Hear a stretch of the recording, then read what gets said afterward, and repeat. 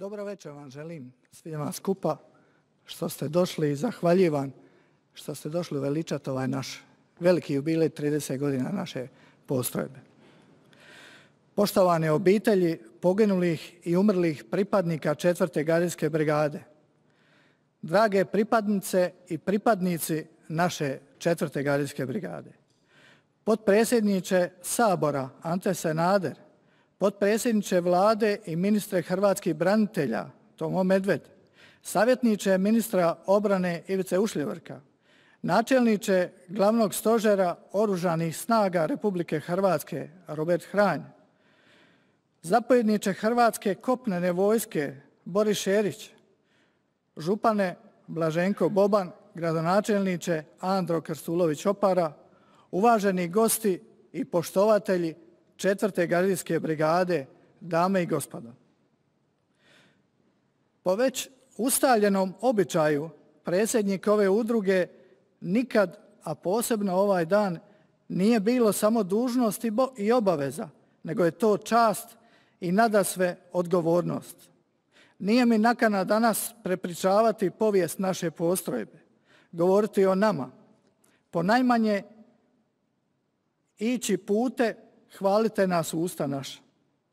Još manje nam je nakana s ove vremenske distance popravljati našu povijest i ratni put. Mi tu nemamo šta popravljati i uljepšavati.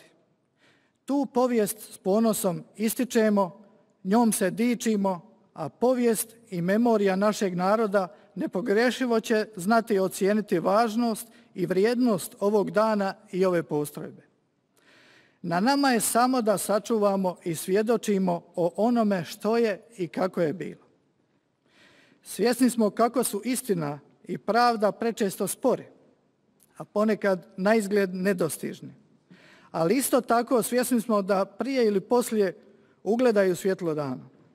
30 godina je relativno puno i malo.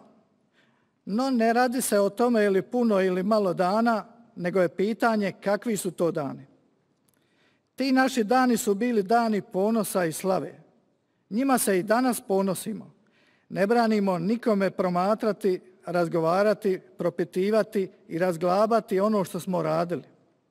Ali neka to bude u kontekstu vremena i prostora, vodeći se isključivo kriterijima istine i poštenog odnosa.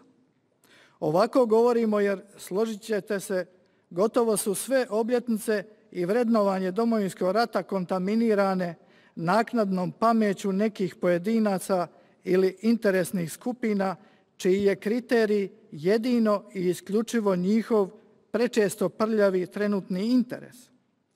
Ovisno o tim trenutnim interesima, temelj suverene Hrvatske, Domovinski rat, vrednuje se u rasponu od svetinje do zločinačkog poduhvata.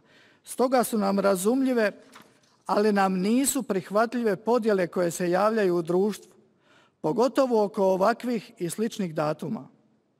Napomenuo bih kako je u onim ključnim trenucima jedini interes momaka sa crvenom beretkom bio samo slobodna domovina Hrvatska, ne umanjujući ničiji doprinos u tom procesu, jer je ogromna većina dala puno, ali neki su dali sve. Samo je iz naše brigade 200 onih koji su dali sve, život. I danas plaćamo cijenu. Mnogi naši umiru prerano od posljedica rata, ali i od omalovažavanja, ponekad i vrijeđanja i nezahvalnosti i nebrige društva. Svjesni smo kako nova vremena imaju svoje izazove i probleme. Nažalost, mnogi društveni problemi imaju korijen u bolesnim ambicijama pojedinaca ili interesnih skupina koji se pokušavaju opravdati višim interesima ili međunarodnim okolnostima. Gospodo, viši interes je samo domovina. Stoga uskladite svoje ambicije s ovim interesom i stvari će brzo doći na svoje mjesto.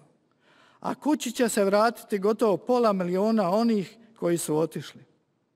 Jasno nam je da je ekonomski razvoj danas jedan od prioriteta, ali to ne znači da je sve na prodaju. Uz toliko isticanu struku i stručnost postavljamo pitanje gdje je kriterij poštenja i pravednosti. Bez ove kombinacije neće ići. Nisu li kojim slučajem upravo nepravda i nepoštenje mnoge otjerale od kuće? Vodeći se upravo kriterijima, uspjeli smo domovinu obraniti, stvoriti i osloboditi. Ispravnost našeg cilja držala nas je zajedno i tjerala na osobnu žrtvu.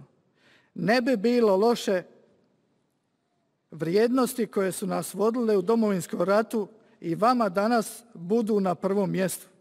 Ako ste vi podijeljeni, nas ne dijelite. Mi pripadamo samo svom narodu. Kršteni smo imenom Zbora narodne garde na današnji dan prije 30 godina. To smo bili i to ostajemo. Drugog imena nemamo niti nam treba.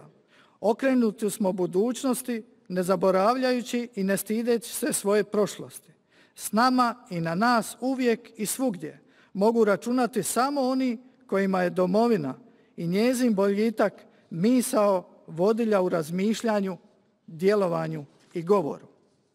Još jednom zahvaljujem svima koji su došli na ovo naše slavlje, a svima, posebno pripadnicima 4. gardijske brigade, čestitam 30. obljetnicu.